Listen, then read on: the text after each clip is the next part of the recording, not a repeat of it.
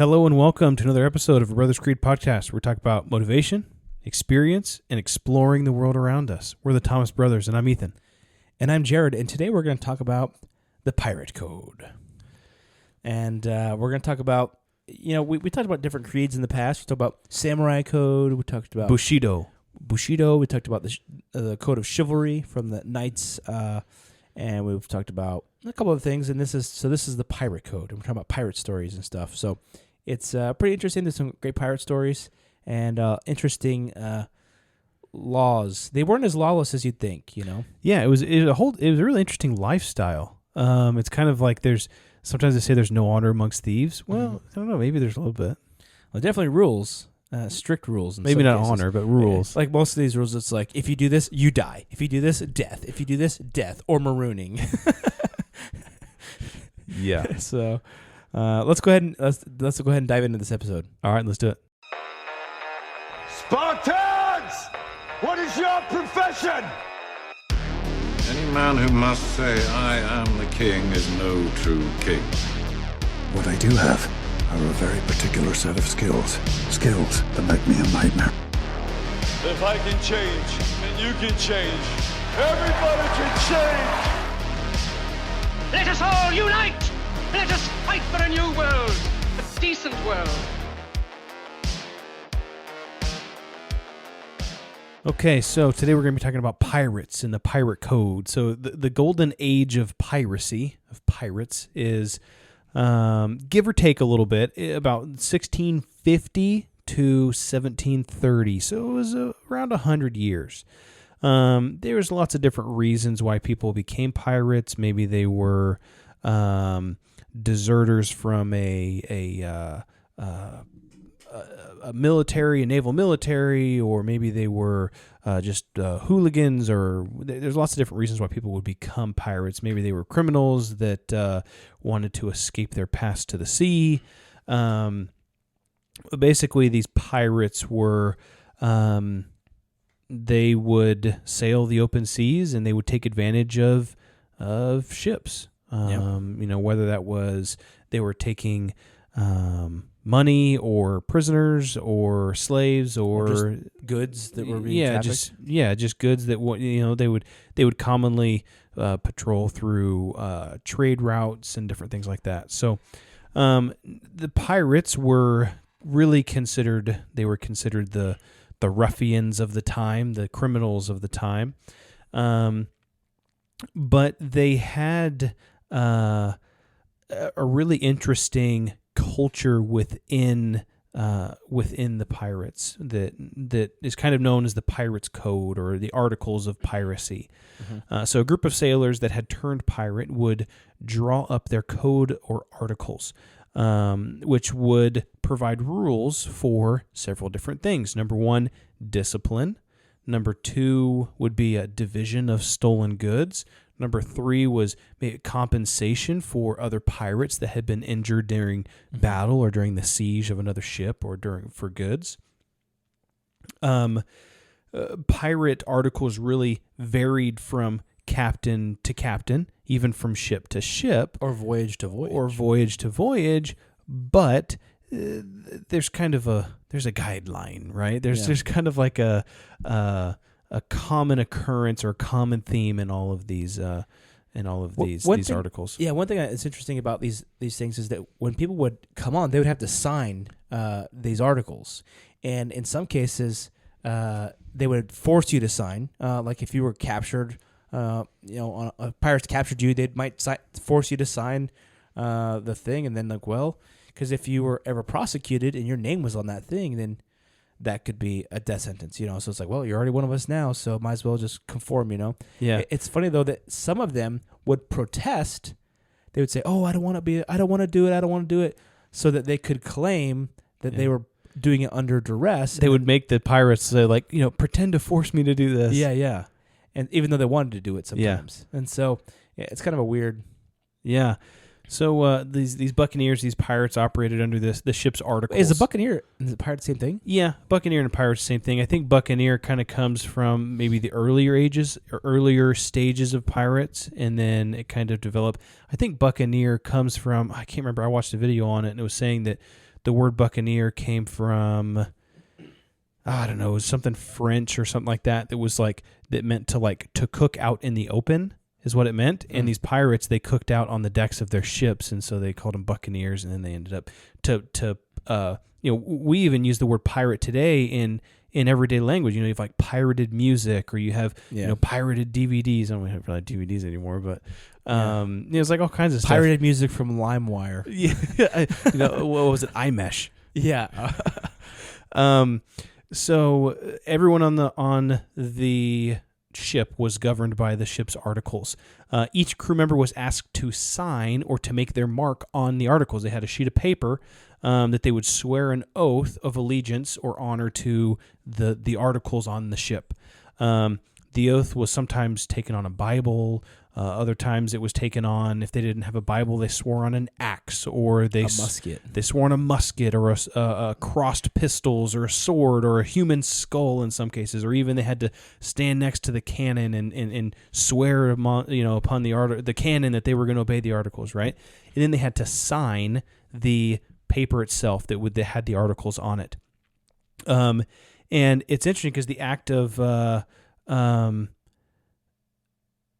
signing this sheet, they did it in a really interesting way. So they didn't sign it in order, right? They signed it. This is where we get the term like round robin. So they signed it, and the document they signed was called a round robin. So they would all sign it in a circle, and they would sign it kind of like around a center point on the articles, so that no one man was at the top or at the bottom. It was kind of everyone was in charge and no one was in charge. Obviously, there was hierarchy in the ship, but way it was voted upon. It was voted upon, and that way no one person could be blamed for formulating the articles. It was everyone. This applies to everyone. Yeah. Which was kind of interesting. So that's a little bit of the history of the... Yeah, some of the things that one of the things you didn't mention that I find interesting in some of the pirate codes is around like personal behavior. Yeah. So like there's no gambling or dice or cards will be tolerated. So like they don't want people playing cards or playing dice. One of the interesting ones was we'll talk about this guy more. The articles are Bartholomew Roberts. He was Black Bart. I'll talk about him more. But one of the interesting articles he had says no boy or woman to be allowed amongst them. If any man were to be found seducing any of the latter sex and carried her to sea disguised, he was to suffer death, so that when any fell into their hands, as it chanced in the Onslow, which is a different one, they put a sentinel immediately over her, to prevent ill consequence from so dangerous an instrument of division and quarrel. Yeah. So the woman was an instrument of danger and quarrel. But then it says, put a guard in front. But then here lies the roguery. It says they contend who shall be the sentinel, which happens generally to be the one the greatest bullies to secure the lady's virtue, while basically taking advantage of her himself. The sentinel was the one that got to that. Yeah. Yeah. So it was kind of. Yeah. I did some research into, the people that signed these articles, it gave them voting rights, like you said. It also gave them the right to bear arms on the ship. It was kind of like a trust thing. And they had to always keep their weapons clean and ready to go at a moment's notice. Yeah, I was going to read through some of the Bartholomew Roberts. He had his articles actually are still listed, and there's actually 11 of them. But I wanted to just kind of read through some of them. You said a couple of them. The number one was every man has a vote in the affairs of the moment, has equal title to the fresh provisions, so equal title to the food, or strong liquors at any time seized, or and may use them at pleasure. So basically, everyone gets an equal part. The next one was every man can be called fairly in turn by list or board prize. So basically, that's like every man gets a fair share of whatever they take. And in this one, it specifically says, but if they defraud the company to the value of $1 in plate. So basically, if they steal from the whole company, from the rest of the crew, or hide money or whatever, it says marooning was their punishment. And if two men stole from each other, then, or if one man stole from another man on the ship, they would slit off his ears and his nose. Ouch. Yeah. And no money, or no dice games and cards for money. You had said that one. This one was really interesting. It says the lighting of candles to be put out at 8 o'clock at night. If any of the crew after that hour still remained inclined to drink, they were to do it on the open deck. Yeah. Which is interesting. And there's a couple other ones that I saw in there that it was punishable by like lashings and different things. If you lit a pipe in the below parts of the deck where they kept all like the gunpowder or anything, or if you had an open candle or anything like that, they would be you like you get lashings for like if you didn't have your pipe capped and you walked into that room, you get punished. Well, that was like that's like a lights out time. Like time to go to sleep. Turn off the lights. Yeah, to keep their pistols and their pieces, their cutlass clean and fit for service. You talked about no boys or women on the ships. To desert the ship or their quarter in battle is punishment by death or marooning. So if you're a deserter, then you death or marooning. Yeah. No striking one another on board. I thought that was really interesting. That you'd think that pirates are just these ruffians that are fighting each other on deck and everything else, but this is one of the biggest pirates of all time, and he's like, no, there's no fighting on my ship. It's like Rip. If you want to fight someone, fight me. Yeah, fight me. But it's interesting too, going on with that one, it says, but if there was a quarrel between two men, then they had to fight it out on shore. And so the quartermaster would take those two men to shore, and they could either fight it out with pistols or with swords. And isn't that what happened in Treasure Island? No, so it was saves. No, it was the Count of Monte Cristo. Right, he escapes and he goes onto the island, and one of the pirates had stolen some money or something like that, and so they were gonna kill him. But then the guy from Count of Monte Cristo was like, "Well, let me fight for him. Let me fight him, and if I win, I get to be a member of the crew, and he's okay. But if I lose, then it'll be a good spectacle, right?" Yeah. Spoiler alert: he beats him, but he doesn't kill him, and then the guy owes him a death. Yeah, death oath. A death oath. Yeah.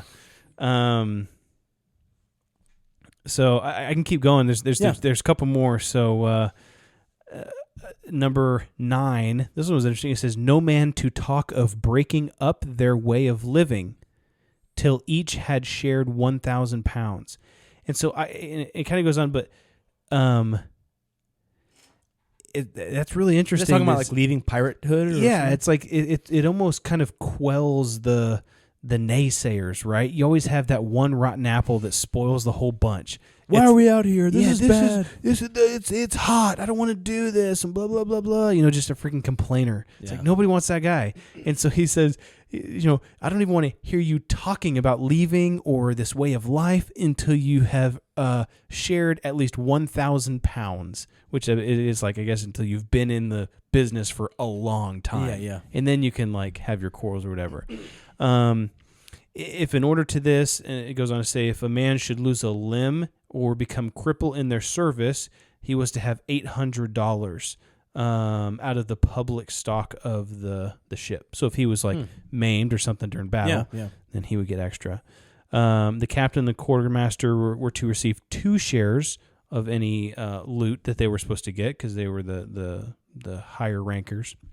And the last one is that musicians have to rest on the Sabbath day, but the other 6 days and nights, there were none without music. Yeah. Interesting. Yeah. That is interesting.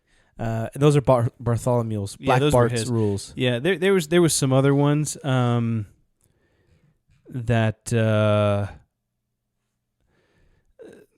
kind of, there's other pirates that had very similar ones. We kind of talked about them. There's one that said if you fought on the ship, you would get 40 lashings.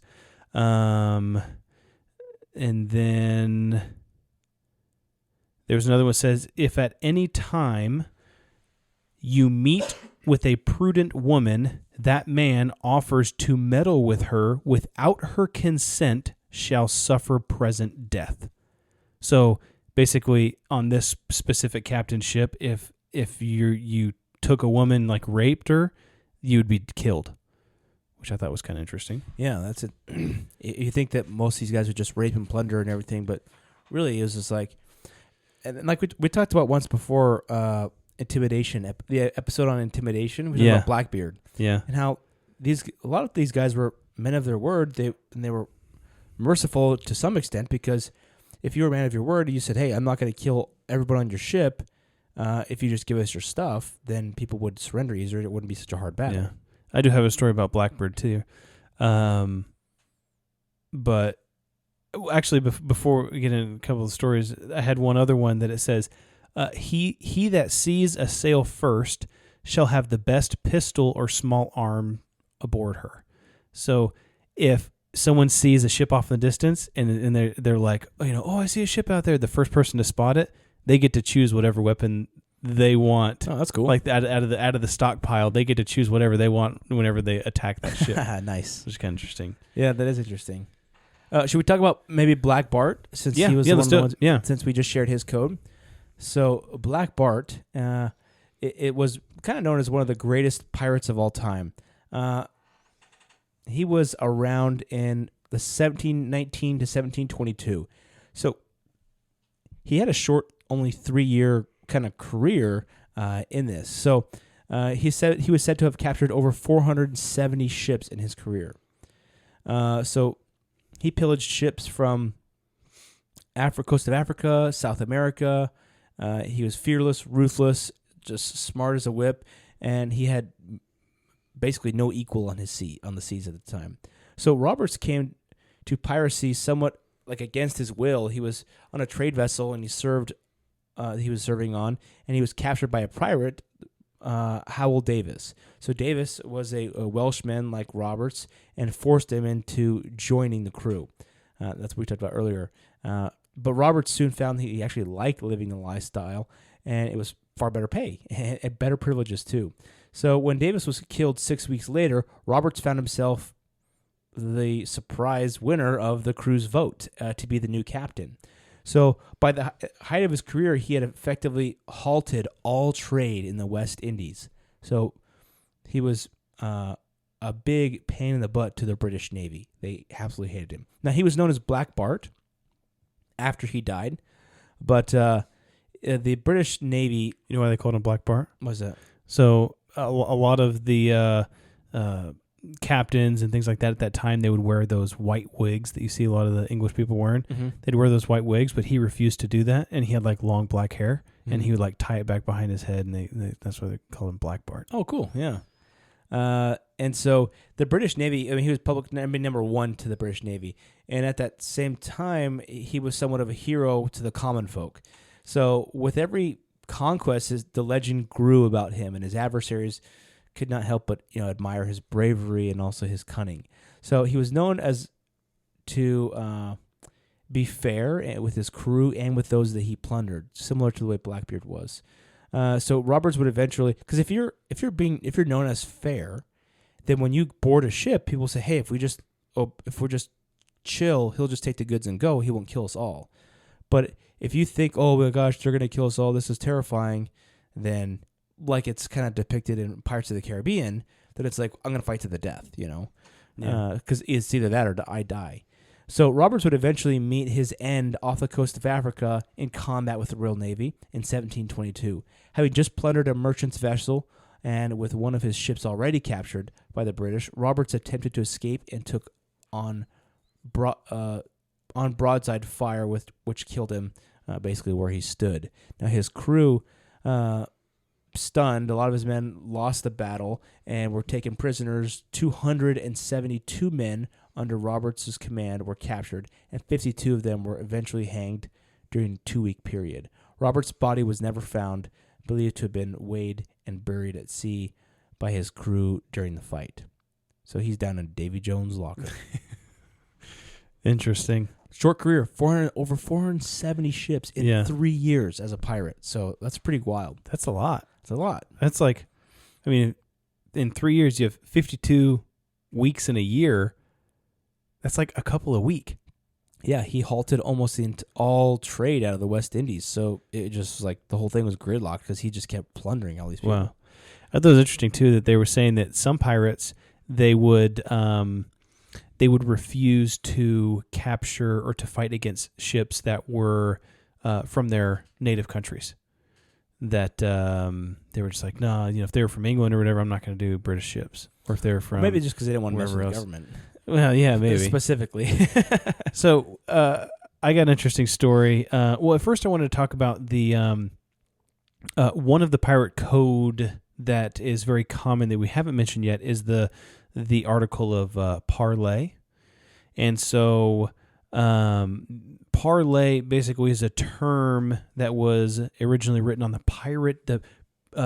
Pirata Codex, the Pirate Codex, which allows a person to invoke a temporary protection order and to be brought before the captain to negotiate without being attacked until the parlay is complete. So you think of like the Pirates of the Caribbean movie, the lady says parlay, and then they take her to see the captain. Is that a real thing? Yeah. Or is it? Yeah. So I mean, that movie isn't based on a true story, but parlay, yeah, it was definitely true. If you could avoid the fight, and if you wanted to negotiate with the pirate captain, you could claim parlay. And then that was most part of most of the pirate codes across the industry, I guess. Yeah. and so they would say, dang it, okay, we can't kill you. We'll take you to our captain and we'll let him negotiate or kill you. Interesting, yeah. So we've actually said a couple things about Blackbeard, or Edward Teach, or Edward Thatch, as some people knew him as. Legend has it that in 1776, Blackbeard, he raided Charleston, South Carolina, and he raided the town, plundered, took a bunch of stuff, and took it on a ship, tons of riches. And legend has it, right, he did not want to share the, let's say the loot with all of the men on the ship, so he dropped 25 of his men off and marooned them on a desert island. Wow. That was an interesting story. Yeah, I was like, I don't know, maybe there's a couple hundred guys on a ship potentially. Yeah, right, and so maybe these are 25 guys that were. I heard that maybe they were mutinous or something like that. I heard that he sat outside the Charleston Harbor for like weeks at a time. He would just anything that came in and out, he just took it. Yeah, and it basically shut down the Charleston Harbor. It's kind of crazy, to think that I go to swim at that beach. Yeah, and just hundreds of years ago, there was a pirate ship out there plundering and looting everybody. Well, and that's really interesting too. We're talking 1700s, right? I mean, that's 300 years ago. 1717, right? 2017 would be 300 years. When was you said 1776 for him? No, it was 1717. Oh, okay. Yeah. I thought you said 1776. No, 1717. Oh, okay. Yeah. So, I don't know, interesting story about him. Yeah, that didn't really. That kind of went against the Pirates Code. Yeah, really. Is, yeah. It kind of seems like, and I mean, it was a legitimate story that supposedly he did. That seemed out of character, but I mean, he was a pirate. I don't really know. Maybe they were mutinous or something like that. And maybe they were kind of forming a clique that they were going to go against him or something like that. And he just kind of nixed that and said, "You guys go, maroon on this island." Interesting. I have a story here about Calico Jack Rackham. That's kind of a cool name. Rack 'em up. Calico Jack Rackham. So Calico Jack, he served under Charles Vane in 1718. Vane was an Englishman, like Rackham, a feral pirate and captain of a ship called the Ranger. When the Ranger encountered a massive French warship outside of New York Harbor, Rackham rallied the crew, hoping to take the ship and its cargo. Vane, the captain at the time, refused and fled the fight. So later, the crew would vote Vane out of his captaincy and for his cowardice, basically, and place Rackham in command. So Captain Calico Jack Rackham was born, and this guy Calico Jack boldly took over the large merchant ship, killed the king. He later in his career boldly took over a large ship called the Kingston, that was from the Kingston Merchant Company, and the company was pissed, so they sent a bunch of privateers to go find him. And so what they did is he was on land and his boat was out in the sea, and they were just eating or so whatever, and those privateers came and they took his boat. So him and his men fled into the island. I think they were in Cuba at the time, and they eventually he had a small boat, but they eventually kind of made their way back to Nassau, and he kind of started back on the straight and narrow, I guess you could say. He asked for a pardon from the local governor, and he started on his new life. And the thing is that later he fell in love with a woman named Anne Bonny, or actually I'm going to call her Bonnie, Bonny, Anne Bonny, who was the wife of one of the governor's men. So you don't want to do that. When the affair was discovered, that's not a good way to get a pardon. Yeah, when the affair was discovered, the governor ordered Anne basically to be whipped as a punishment for this. And Jack was like, "My name is Captain Jack Calico Rackham, and that ain't gonna happen." And so he fled with Anne, stole a ship, took her, and started the pirate life again. I'm back. It's a pirate's life for me. Yeah, he's like, I'm back at it. So she was by his side disguised as a man, which is very interesting because that's against the pirate code. And he led a crew on more plunders and raids. Now, he wasn't super successful like some of the others, but he was moderately successful. During one of the attacks, Rackham captured a crew of a merchant ship and took on a sailor with an interesting secret of her own. Oh. So Mary Red had lived and worked dressed as a man from the time she was a teenager. She struck up a friendship with Bonnie, and when Rackham became jealous, and then he finally figured out that she was a woman too. He's like, "Why are you hanging out with this other pirate guy?" He's like, "Oh well, because he's actually she's a girl." That'd be hard to hide your. I mean, these must have been some rough, tough women. Yeah, yeah. I mean, there had to have been some manly, not dainty women. No, they were definitely rough and tough. Which is funny. There's a quote in here that I think you'll find funny. So, like most pirates, Rackham's story basically doesn't end well. Following a short period of mayhem, where he once again, didn't do a lot of great stuff. I mean, he just kind of robbed a few little things here and there. Calico Jack was overtaken by famous pirate hunter Jonathan Barnett while drunk ashore with his crew and his whole crew. Rackham was taken back to Jamaica, stand trial for his deeds, and there would be no pardon this time. He was hanged for his crimes on November 8th, 1720. So before his death, Bonnie is alleged to have said, "If you had fought like a man, you would not be hanging like a dog." So, talk about a touching goodbye, right? So his body was hung outside of Port Royal as a warning to other pirates. Isn't that the port in Pirates of the Caribbean? Isn't it Port Royal where they have all those pirates? Remember at the beginning of the movie where he's sailing in, maybe. And he salutes all the dead pirates that are hanging there? Yeah, maybe. I think that's the Port Royal. Maybe. In the movie, at least. Well, that's kind of interesting how they would hang him outside like that. Yeah, warn like a pirates. warning, yeah. So that's the story of Captain Calico Jack Rackham. Interesting. So I've got a story here. This takes place in 1704. So you talked about the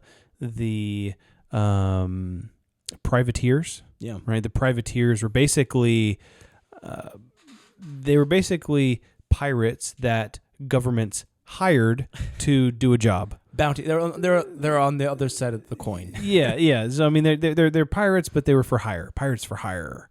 So there was a group of English privateers that were traveling around, and basically England had paid them to attack their enemy vessels, whether it's French vessels or Italian vessels or whoever the enemy was at the time. They're like, hey, we're going to pay you, and you just you can go attack these people, just don't attack us.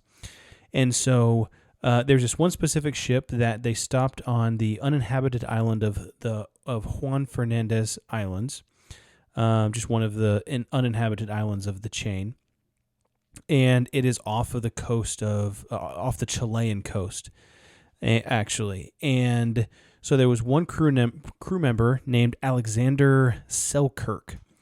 And he really had never gotten along with the captain of the ship, whose name was Thomas Stradling. And Alexander Selkirk told the captain that, look, this ship is not right. It's not right for sailing. It needs to be fixed. There's some major issues and everything. And he said, I'm not, because they were on this island, right? They were kind of docked. And he said, I'm not getting back on that ship. And the captain, this Stradling guy, was like, okay, well, if you're not going to get back on the ship, then we're leaving. And the guy the Selkirk guy was like, well, this is an uninhabited island. He's like, I don't know. He's like, can I please come on the ship with you? And the captain was like, nope, and left. And just left him on this island. Just left him there. So 4.5 years later, there is a different privateer vessel that is, I was going to say driving, but is sailing around these Juan Fernandez Islands, and the captain spots a fire on the beach of one of these islands. And he's like, that's weird. These are uninhabited islands. And so they go and the next day they pull up to the island, and guess who's there? Selkirk. He's still alive. 4.5 years later. He's just been living the high life on this uninhabited island off the coast of Chile. And so the captain, the new captain of this privateer ship that found him, he said, quote, he stood draped in goatskin clothing, looking wilder than the first ones who wore them. Right, so basically he's saying, wow, he looked crazier than the goats that wore the skins initially. And so Selkirk the first men that wore the goats' skins. No, he's talking about like the goats themselves. I guess the first ones that wore them were the goats themselves. Oh, really? So he was like, hey, welcome to my island, right? So he gives them a tour of his island, and he had built these 2 huts, and he had taught himself how to hunt the goats of the island with his bare hands. And he had kind of domesticated them a little bit to where he was like sort of raising them. He had built a couple huts around the island. He would season the meat with pimiento peppers that were growing on the island. Wow. And he would cook the meat up, and there was tons of rats on the island. But he found some feral cats and then domesticated the cats with food and with breeding, and then ended up keeping the cats around his little village that he had made. Yeah. Right? And they kept all the rats away. No way. And so like all these different types of things that he was doing. That's cool. Sounds like it's a little bit of a bigger island, at least. It wasn't sustain that much. It wasn't like just animals. Sand and one palm tree. Yeah. Right. And so he was. The funny thing is that he was right about that original ship that left him. It was damaged, and it sank like 6 months after they left him. It sank off the coast of Colombia. The whole crew died? Well, no, the captain died, but the Colombian government actually ended up capturing and putting in prison like 100 sailors that were on that ship. Wow. And so he got away from that. But so when Selkirk returned to England, they put him back. They rescued him, right? And they took him back to England. He kind of became a bit of a celebrity. He was telling a story, and there was a guy that kind of wrote down a story, and it was in all the newspapers and everything, and he was kind of a big deal, kind of a mini celebrity. Well, his account was written down, and actually that was the inspiration for Daniel Defoe's Robinson Crusoe. Oh, really? Yeah. That's cool.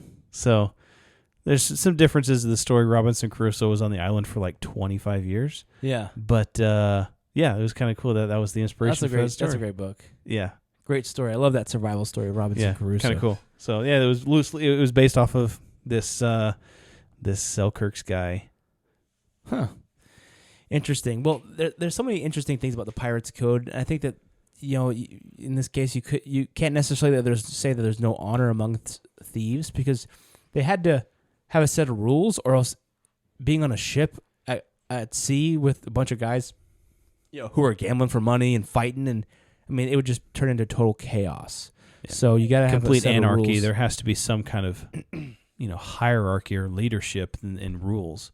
Yeah. So it's interesting and a kind of a cool thing to look at, and it's interesting. I kind of equated a little bit to. I was thinking about it. It kind of sounds like a gang to a certain extent. Yeah. Some of these gangs that are out there, they have very strict rules within the gang themselves, like rules of respect and this and that and the other, and I guess it was kind of like a it is. It's like a motorcycle club. Yeah, an MC. Yeah, exactly. Well, this has been awesome. I think this is always a good conversation. Thanks everybody for listening. We appreciate your listening. Love to hear comments on all of our episodes or feedback. We always love to hear interesting topics that you guys want us to cover. We are happy to do that. So let's continue to build that creed together. All right, let's do it.